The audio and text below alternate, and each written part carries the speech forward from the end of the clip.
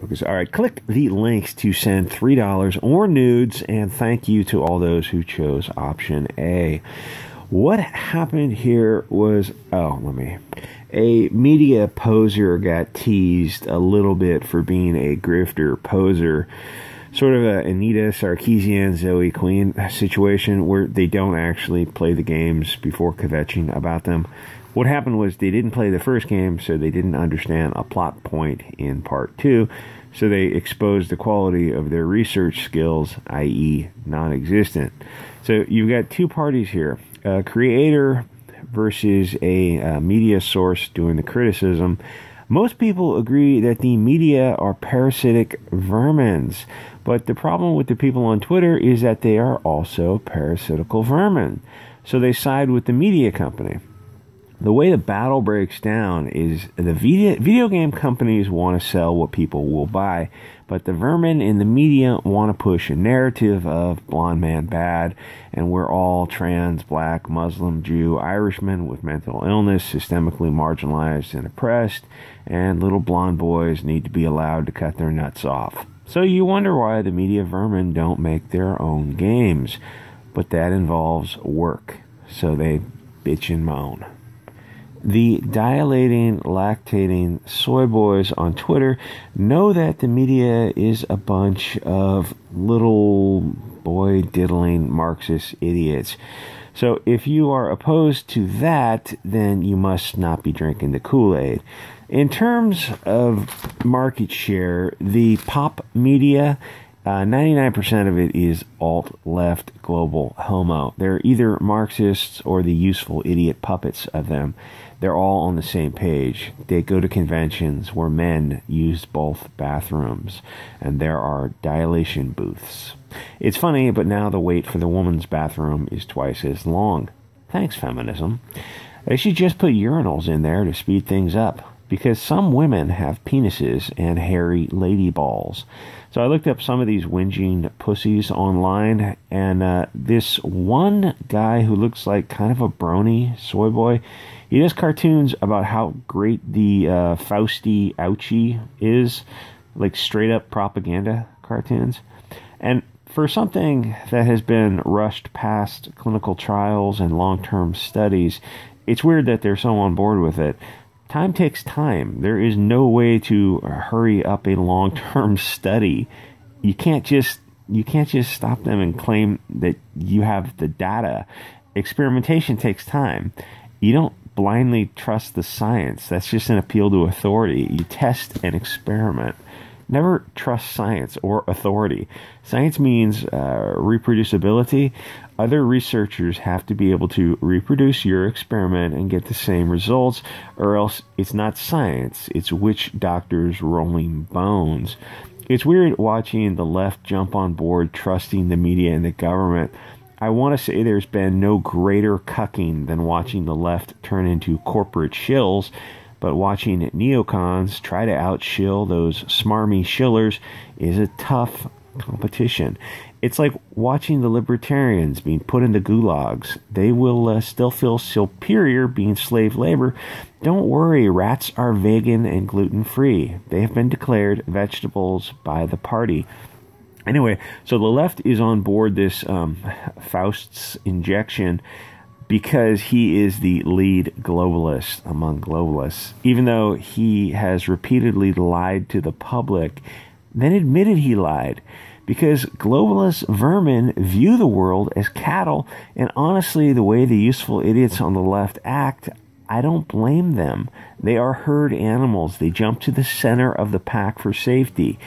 So they've got to agree with everything without thinking about it. Except every once in a while, someone with balls rolls up. Enter J.K. Rowling. J.K. Rowling is a whack job liberal, but she's also thinking for herself. She's saying, hey, maybe cats are not dogs. They're two different objects. Words have meanings. They refer to concepts. The concept of dog is more than skin deep. A dog is a dog down to its cells. If you want to call it a cat, then the word loses its meaning. We've got to start calling things real cats or versus like trans cats, Or we could admit it's all Marxist nonsense and just call a cat a cat. If they can make you believe absurdities, they can make you commit atrocities, such as mutilating children or having them dance for monsters at gay bars.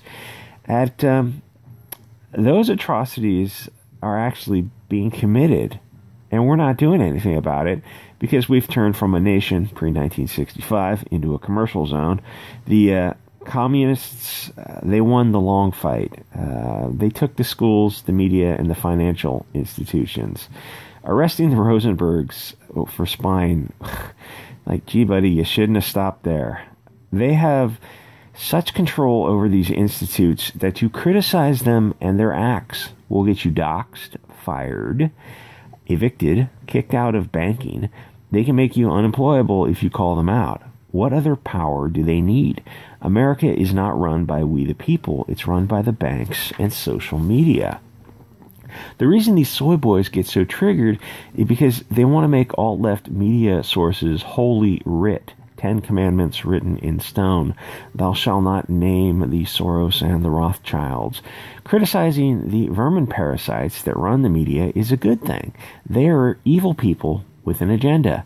But they write articles like this where they're showing that they don't know what they're talking about.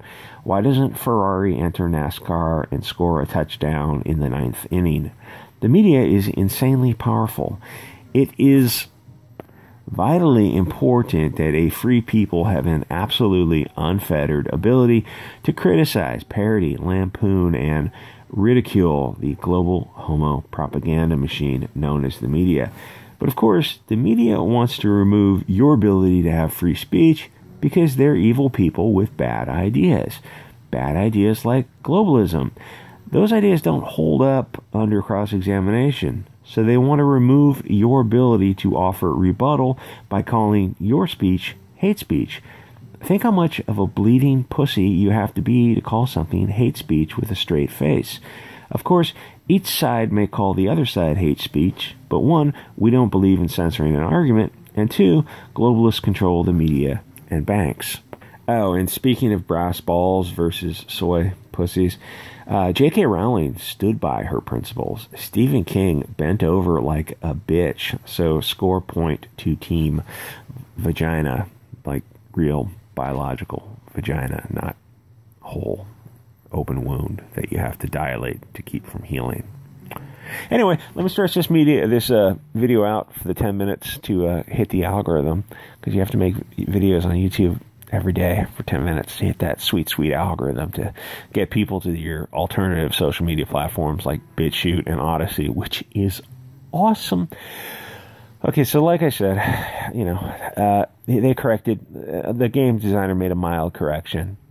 Because, they didn't know what they were talking about. They didn't play the first game, or they weren't familiar with it. And so the spurgery is the whining is off the charts. This is not how you issue corrections to the media. Whoever signed off with this knows this, and they did it anyway. Unprofessional in any setting. Unforgivable. Potentially dangerous in the cesspit of games discourse. Are you talking about video games? Potentially dangerous? Video games. How does that make...